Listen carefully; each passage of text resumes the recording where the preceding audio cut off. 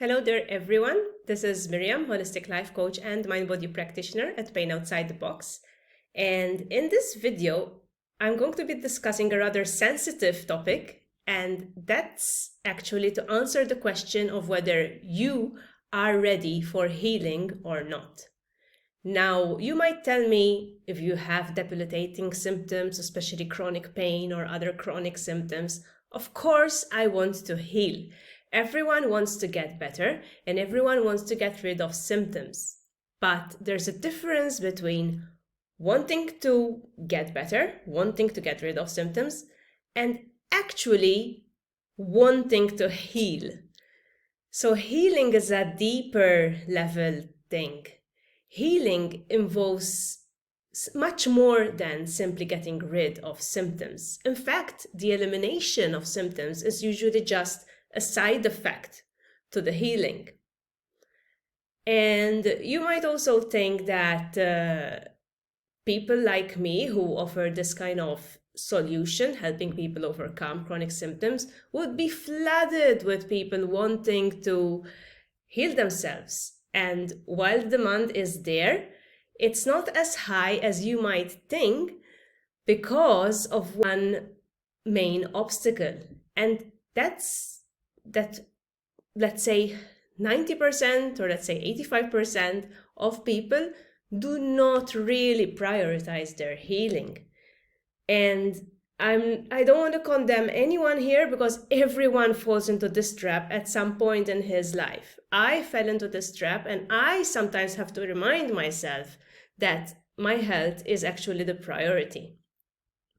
So what I'm saying is that yes, although people consciously like to think that health is their number one priority, by the way we behave and react, it's actually not for most people. So what do I mean? I mean, if health was the number one priority for people, then nobody would constantly be eating junk food, or nobody would be an alcoholic, or nobody would be a smoker, right? But the thing is, these habits, they are feeding deeper needs that are more of a priority to the person than the actual healing, the actual freedom from emotional pain or symptoms. So just to take the basic example of the smoker, knowing that smoking is bad for his or her health is not enough to actually make the person prioritize his health. Why? Because smoking serves a purpose. Smoking may be taking the edge off his or her emotional pain. It might be serving also as a habit to connect with other people, let's say at work, going out on a smoking break and whatever. So there are other needs that our symptoms or our bad negative habits are actually serving.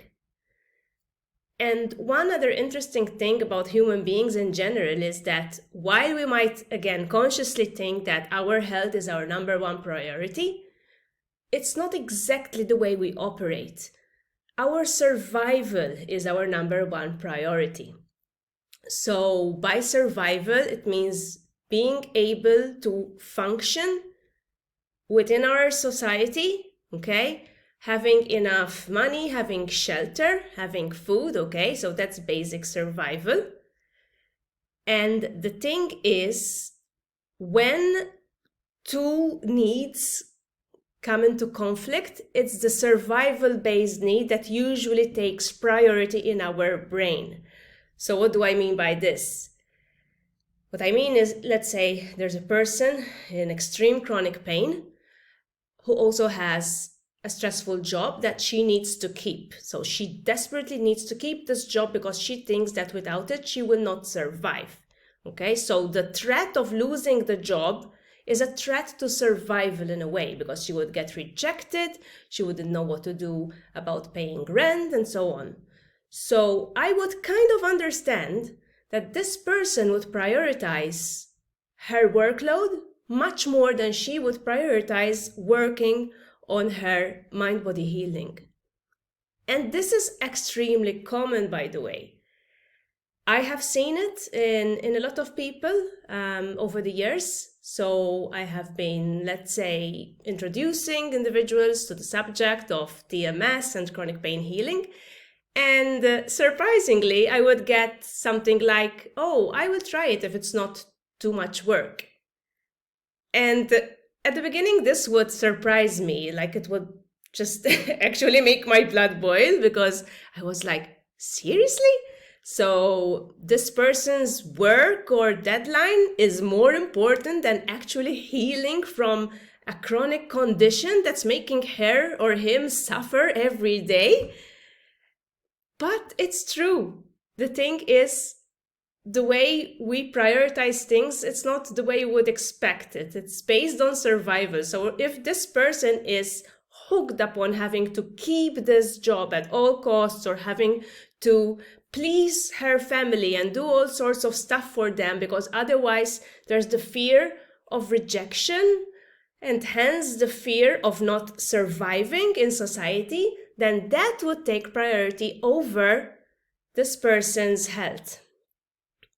Until this person gets into such a bad state that she or he can no longer ignore the fact that health is important for his survival. And this is why in this field, especially in the field of mind-body healing and TMS, we typically get individuals who have gotten to this rather low, desperate point. So people look into chronic pain healing usually when they cannot, really cannot take it anymore. It's almost when it's a matter of life or death. It's when a person says like, I absolutely cannot go on like this. That's when they start to take the work seriously. Otherwise, you get a lot of people having these dips and saying like, okay, now I really have to focus on this work. It's a priority. And then maybe there would be a little bit of improvement, or maybe he or she would also get a medication that would help a little bit. And things would get bearable enough so that the person can continue with his or her life, but still having these symptoms now and again, because he or she wouldn't have gotten deep enough into the actual healing, okay? So that's when it becomes more like symptom management, okay? So when a person maybe finds a solution that kind of gives him or her some relief, let's say a weekly massage or a medication that reduces the pain, okay? So it doesn't work for everyone, but for some people, these things work. So these people then would be content enough to live with managing their symptoms. So they're not in a desperate state. And this is a really interesting topic, which I also happened to talk about with one of my students last week. And she did tell me that for her, what brought her into this healing work was the fact that she was allergic to the medication. So basically, there was nothing else she could do. The medication wasn't helping her in any way. It was making her worse, okay? And so she kind of had no choice but to go all in into the healing. So this is kind of the most frustrating, let's say, aspect of my work, not just for me, but I also know for other practitioners, it's that this issue of knowing that healing is not a priority for the majority of people, at least not complete healing. And I'm guilty of this myself. I've noticed myself falling into really negative patterns over the years, okay? And dragging through these negative patterns because sometimes I feel a bit better.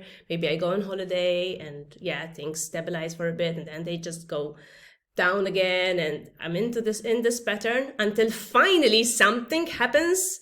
Finally, things get worse enough for me to realize that I've had enough. That's it. I need to take my mental health seriously. So this is why we get mostly people who are really done, but really done with their symptoms, who actually start embarking on this work. So are you ready for healing? really, really think about it, okay? Because most of the time, yeah, it seems obvious that we want to get rid of our chronic pain, but maybe not to the expense of taking such and such amount of times every day or every week to really dedicate ourselves to our self-care. Maybe you want our symptoms to be gone away, but we cannot actually create the boundaries and the time for us to heal. Maybe we want our symptoms to go away, but we really don't want to go into the messy emotional stuff. We really don't want to go there. We just want an external fix.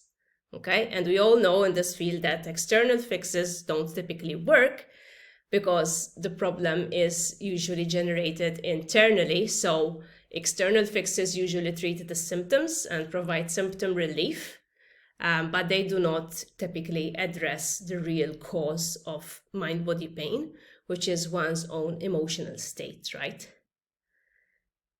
So healing requires a shift. It requires a shift in perception, in the way you relate to your past, to your present, in the way you relate to life, in the way you relate to your symptoms as well. So healing is not about making your symptoms go away. Again, as I said before, the symptom disappearance is a side effect to the healing. Healing is about changing negative patterns of thought, of behavior, okay?